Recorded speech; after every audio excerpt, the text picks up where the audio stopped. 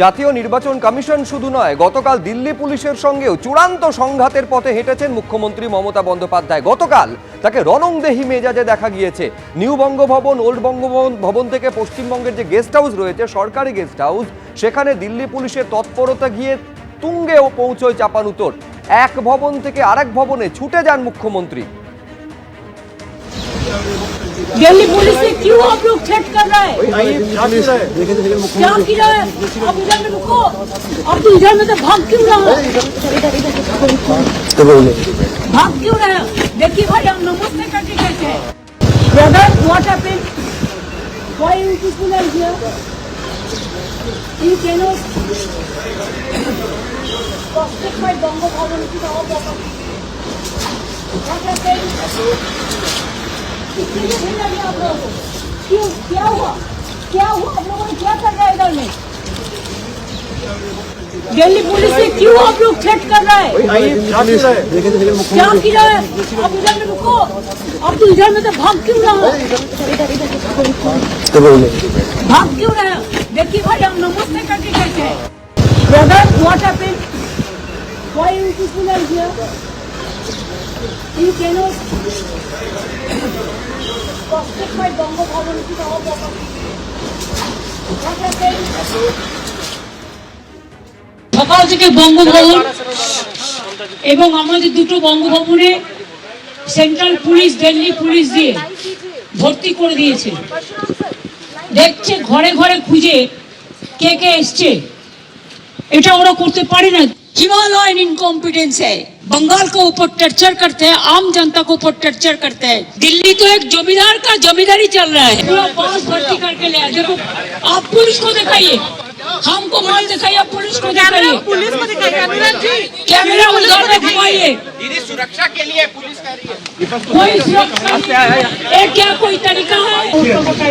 मालूम देखते हैं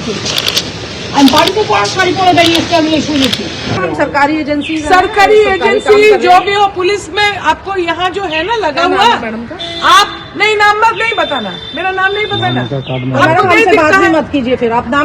मैं आपसे थोड़ी बात कर रही थी, मैं पूछ रही हूँ एक गेट के सामने गाड़ी रखना जुल्म है, क्योंकि जो कानून है गाड़ी रखने का, गेट से 30, हम भी गाड़ी चलाते हैं, 30 फीट दूर कोई अगर चौराया आया, गेट आया, 30 फीट दूर गाड़ी रखते हैं। सरकारी जमीन पे खड़े हुए, आपके घर में नहीं खड़े? नहीं, मेरे घर, ये मेरा घर है। हाँ, आपका घर है ना?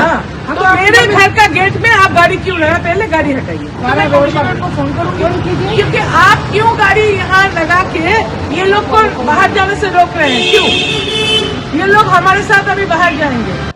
আর যে বড় খবর পাওয়া যাচ্ছে যে এসআইআর এর বিরোধিতা করে এবং জাতীয় নির্বাচন কমিশন ও সিইও দপ্তরের বিরুদ্ধে মমতা বন্দ্যোপাধ্যায় রবিবার সুপ্রিম কোর্টে যে মামলা করেছিলেন, আগামীকাল সেই মামলার শুনানি হতে পারে এবং সেই শুনানিতে মমতা বন্দ্যোপাধ্যায় তিনি সওয়াল করতে পারেন। অর্থাৎ কালো কোট পরে মমতা বন্দ্যোপাধ্যায়কে আগামীকাল দেখা যেতে পারে। তবে আইনজীবী নয়, তিনি সাধারণ মানুষ হিসাবেই এই সওয়ালে অংশ নিতে পারেন। আগেই কিন্তু এই ইঙ্গিত তিনি দিয়েছিলেন। কথা বলবো সরাসরি আশাবুল হোসেন, আমাদের প্রতিনিধি রয়েছেন আমাদের সঙ্গে। আশাবুল, এই সম্ভাবনা কতটা প্রবল, কি খবর পাওয়া যাচ্ছে? দেখো, সম্ভাবনা খুবই প্রবল এবং যে দুটি কারণে প্রবল সেটা তোমাকে কিছুক্ষণ আগে বললাম, আবার জানিয়ে দিচ্ছি যে মমতা বন্দ্যোপাধ্যায়, জাতীয় নির্বাচন কমিশন এবং আমাদের রাজ্যের মুখ্য নির্বাচনী আধিকারিক তাদের বিরুদ্ধে যে মামলা করেছেন, সুপ্রিম কোর্টে সেই মামলা নথিভুক্ত হয়েছে এবং নথিভুক্ত যেহেতু হয়েছে, ফলে কালকে সেই মামলার শুনানি হতে পারে। এমনিতেই তৃণমূলের পক্ষ থেকে ইতিমধ্যেই এসআইআর এর বিরোধিতা করে যে মামলা করা হয়েছে, ডেরেক ওব্রায়ান, দোলা সেন এবং মহুয়া মৈত্র, তারা যে মামলাটা করেছেন, কালকে সেই মামলার এমনিতেই শুনানি হয়েছে। ফলে সেই মামলাটির সঙ্গে মমতা বন্দ্যোপাধ্যায়ের যে মামলা, যেহেতু সেটা নথিভুক্ত হয়েছে, ফলে সেই মামলা ক্লাবও করে দেওয়া হতে পারে। এবং সেই সঙ্গে মমতা বন্দ্যোপাধ্যায় যেহেতু একজন ভিভিআইপি, তিনি জেড প্লাস ক্যাটাগরির নিরাপত্তা পান, সেই কারণে তিনি যদি সুপ্রিম কোর্টে যান, একটি নিরাপত্তা সংক্রান্ত ছাড়পত্র লাগে, সেই ছাড়পত্র সুপ্রিম কোর্টের তরফে দিয়ে দেওয়া হয়েছে। ফলে সেই ছাড়পত্র যেহেতু তিনি পেয়ে গেছেন, ফলে মুখ্যমন্ত্রী সুপ্রিম কোর্টে যাওয়ার ক্ষেত্রে আর কোনো অসুবিধা নেই, কোনো আইনগত সমস্যা নেই। তিনি যেতে পারেন, সেখানে শুনানিতে উপস্থিত থাকতে পারেন এবং তিনি যদি চান সেক্ষেত্রে তিনি সওয়ালও করতে পারেন। তুমি জানো, ইতিমধ্যেই বারবারই মমতা বন্দ্যোপাধ্যায় বলেছেন যে এসআইআর নিয়ে রাজ্যের মানুষের প্রতি যে অবিচার করা হচ্ছে, যে হয়রানি করা হচ্ছে, যেভাবে ভোটার তালিকা থেকে তাদের নাম বাদ দেওয়ার চক্রান্ত হচ্ছে, কমিশনের বিরুদ্ধে তিনি সওয়াল করতে চান, একজন সাধারণ মানুষ হিসাবে তিনি সেই সওয়ালটা করতে চান। ফলে মনে করা হচ্ছে যে সব কিছু ঠিকঠাক থাকলে কালকে মমতা বন্দ্যোপাধ্যায়কে দেখা যাবে তিনি সুপ্রিম কোর্টে তিনি এসআইআরের বিরুদ্ধে, কমিশনের বিরুদ্ধে যে তিনি যে মামলাটা করেছেন সেই মামলা নিয়ে তিনি সওয়াল করতে পারেন। এবং কারণ আইনজীবী হিসাবে তিনি সওয়াল করতে পারবেন না একটি কারণে, কারণ সুপ্রিম কোর্টে আইনজীবী হিসাবে সওয়াল করতে গেলে মুখ্যমন্ত্রী যদিও আইনজীবী হলেও সেক্ষেত্রে সুপ্রিম কোর্টে তারাই সওয়াল করতে পারেন আইনজীবী হিসাবে যাদের নাম সুপ্রিম কোর্টের তালিকায় নথিভুক্ত আছে অ্যাডভোকেট হিসাবে। ফলে মুখ্যমন্ত্রী সেখানে একজন আইনজীবী হিসাবে সওয়াল করতে পারবেন না, যেটা তিনি বারবারই বলেছেন সাধারণ মানুষ হিসাবে সাধারণ মানুষের পাশে দাঁড়াতে তিনি সুপ্রিম কোর্টে সওয়াল করতে চান। সেই সাধারণভাবেই তিনি সেই সওয়ালটা করতে পারবেন, যেহেতু তার নিরাপত্তা সংক্রান্ত ছাড়পত্র তিনি পেয়ে গেছেন। সুপ্রিম কোর্টে যাওয়ায় তার কোনো অসুবিধা নেই, সেখানে তিনি উপস্থিত থাকতে পারেন। এবং ইতিমধ্যেই মমতা বন্দ্যোপাধ্যায় যে মামলাটি করেছেন আমাদের জাতীয় নির্বাচন কমিশন রাজ্যের মুখ্য নির্বাচনী আধিকারিকের বিরুদ্ধে, সেই মামলাটি নথিভুক্ত হয়েছে, তার শুনানি কালকে হওয়ার সম্ভাবনা রয়েছে। ফলে সব কিছু ঠিকঠাক থাকলে কালকে কার্যত নজিরবিহীনভাবে মমতা বন্দ্যোপাধ্যায়কে সুপ্রিম কোর্টে দেখা যাবে এবং তিনি সওয়াল আমাদের সঙ্গে থাকো। মমতা বন্দ্যোপাধ্যায় 5ই জানুয়ারি ঠিক কি বলেছিলেন দেখুন। দরকার হলে আমিও সুপ্রিম কোর্টে গিয়ে মানুষের হয়ে আমি প্লিড করব, আমি মানুষের হয়ে কথা বলবো। আমি নট অ্যাজ এ লয়ার যাব, আমি লয়ার আছি, আমি নট অ্যাজ এ লয়ার যাব, আমি একজন সাধারণ নাগরিক হিসেবে আমি তো আমার কথা বলতেই পারি। মমতা বন্দ্যোপাধ্যায় আইনজীবী হিসেবে নন, সাধারণ মানুষ হিসেবে তিনি তো আদালতে দাঁড়িয়ে অন্য মানুষদের যে ধরনের অসুবিধার মুখে পড়তে হচ্ছে, হেনস্থা হয়রানির মুখে পড়তে হচ্ছে এসআইআর এর জন্য, সে কথা তো বলতেই পারেন। 5ই জানুয়ারি কিন্তু ইঙ্গিত তিনি আগেই দিয়েছিলেন যে আদালতে দাঁড়িয়ে তিনি সওয়াল করতেই পারেন। আর গত রবিবার কিন্তু সুপ্রিম কোর্টে মামলা করেছেন মমতা বন্দ্যোপাধ্যায় জাতীয় নির্বাচন কমিশন এবং পশ্চিমবঙ্গে যে নির্বাচনী দপ্তর রয়েছে তার বিরুদ্ধে, সিইও দপ্তরের বিরুদ্ধে। আর তারই শুনানি রয়েছে আগামীকাল। এর আগে ডেরেক ওব্রায়েন, দোলা সেনরা যে মামলা করেছিলেন এসআইআর এর বিরোধিতা করে, সেই মামলার শুনানি রয়েছে আগামীকাল এবং তারই সঙ্গে মমতা বন্দ্যোপাধ্যায় রবিবার করা মামলার শুনানিও আগামীকালই হবে, যেখানে মমতা বন্দ্যোপাধ্যায় নিজে সওয়ালে অংশ নিতে পারেন সেই সম্ভাবনা কিন্তু প্রবল হচ্ছে।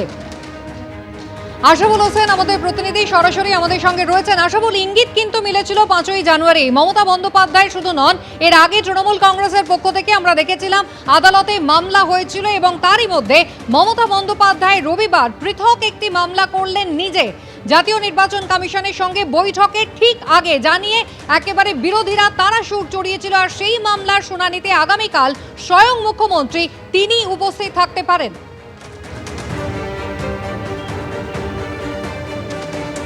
কুসুমিতা, একদমই যেটা বিষয় ছিল যে মমতা বন্দ্যোপাধ্যায় যে মামলাটা করেছেন জাতীয় নির্বাচন কমিশন এবং রাজ্যের মুখ্য নির্বাচনী আধিকারিকের বিরুদ্ধে, সেই মামলাটা সুপ্রিম কোর্টের তালিকায় নথিভুক্ত হয় কিনা তার জন্য কাল অবধি অপেক্ষা ছিল সকলের। কিন্তু আজকে জানা যাচ্ছে যে মমতা বন্দ্যোপাধ্যায়ের করা মামলাটা সেটা কিন্তু সুপ্রিম কোর্টের তালিকায় নথিভুক্ত হয়েছে এবং ইতিমধ্যেই যে তৃণমূলের যে মামলাটা সেই মামলাটার শুনানি একমুস্ত হয়ে গেছে। আগামীকাল সেই মামলার শুনানি হবে। ফলে মনে করা হচ্ছে যে ওই মামলাটির সঙ্গে মমতা বন্দ্যোপাধ্যায়ের করা মামলাটি সেটা ক্লাব করে দেওয়া হতে পারে। এবং সেই সঙ্গে সবচেয়ে গুরুত্বপূর্ণ বিষয় যে ভিভিআইপি যেহেতু মুখ্যমন্ত্রী তিনি Z+ ক্যাটাগরির নিরাপত্তা পান, সেই কারণে সুপ্রিম কোর্টে যেতে গেলে তাকে আগে ছাড়পত্র লাগবে, নিরাপত্তা সংক্রান্ত ছাড়পত্র লাগবে। সেই নিরাপত্তা সংক্রান্ত ছাড়পত্র সুপ্রিম কোর্ট কর্তৃপক্ষ তারা দিয়ে দিয়েছেন।